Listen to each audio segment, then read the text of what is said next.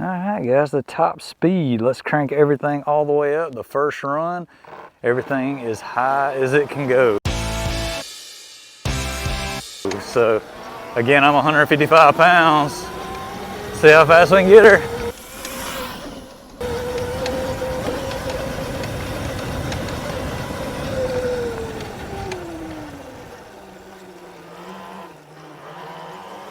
A slight uphill right there.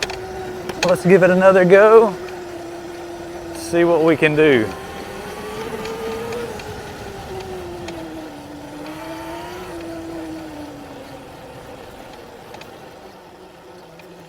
That felt about the same as the old one. It just feels like it gets up there quicker.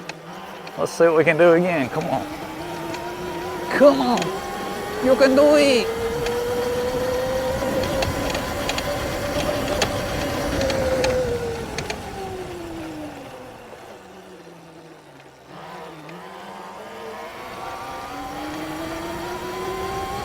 Building up.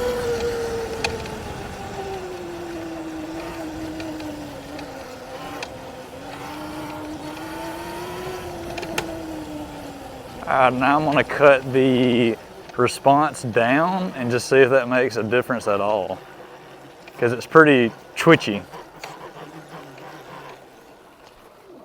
All right, I'm just gonna cut it to, let's see, that's there, about half. Pegged out, full throttle.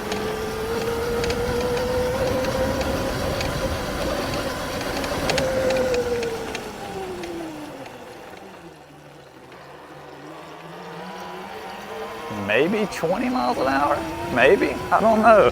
I'll have a GPS overlay and then we'll see exactly what she's doing. Whee! All right, now for this last one here, I'm gonna cut it all the way down. Everything is at the bottom. Let's see what the top speed will be. Again, I'm 155 pounds, so this could be a problem for some. As far as you might have a complete different top speed. Everything's all the way down. Uh-oh. Might not get up the hill.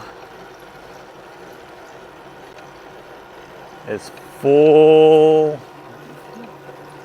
blown there. Might be a little bit faster than walking speed. Yeah, there you have it. Let's crank her back up a little bit.